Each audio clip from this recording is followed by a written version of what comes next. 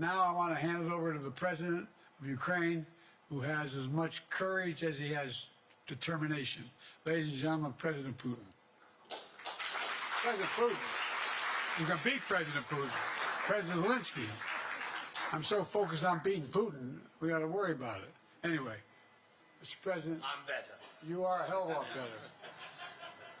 Thank you so much. Thank you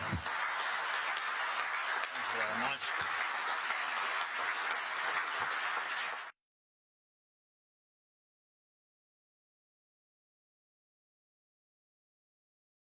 The best way we can defeat Donald Trump is to re-elect President Biden. I thought the presentation that we just had was a really excellent. Do you think some of the concerns were allayed in there? I think people are still talking. We obviously have some different perspectives about how best to proceed.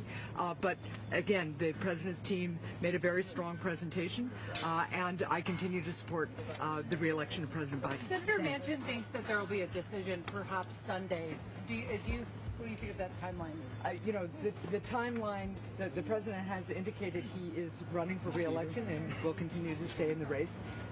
And as far as I know, that's what I would expect him to do. What I think we need to be focused on, of course, is the significant contrast.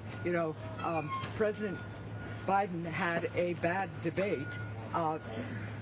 Former President Trump not only had a bad debate in which he lied, and indicated his willingness to just make things up, but he had a really horrific presidency, and that's what we need to focus on. What Thanks, convinced you inside of there? What was the selling point? I've continued to support the president. This is a really strong campaign. This is a very close race. We always knew it would be a close race, and we've got the resources and the strategy to make the case. Here's President Biden, one of the most successful presidents, if not the most successful president of my lifetime, who has helped lower costs, who is fighting to protect a woman's individual freedom, who has reinvigorated and expanded NATO to keep us safe, secure, and free, and contrast that with former President Trump, who cozies up to dictators, who would support Vladimir Putin in invading Ukraine, and who has made us even more divisive and has bragged about appointing the judges who have taken away a woman's most fundamental right. I think the case is a very strong one, and I look forward to making it. Thank you, guys. First of all, let me make it very clear. My main concern is the health and well-being of the president. Okay, and I think he'll make the right decision. And that's the only decision. The right decision is what's right for him. He's going to make that decision.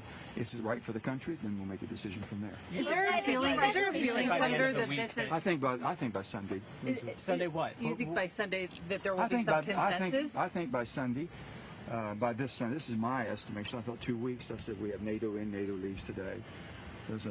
This conference here is going on, this dialogue back and forth. And then I think everyone will be talking over Friday, Saturday, and by Sunday you should have some idea of what's going on. What's the main objective in the room today? To find consensus? To make sure the health and well-being of the president is able to do the job. Senator Welch said that they're now in a situation where it's a show me, not tell me situation. I think there's a lot of truth to that, what Peter said. Yeah. But he wants to be able to say, can you walk into a room, can you walk into a group such as you, and you ask the question, we have a honest dialogue back and forth. That's interaction. You have to be able to communicate. I mean, is there anything the campaign can do to convince skeptical senators at this point?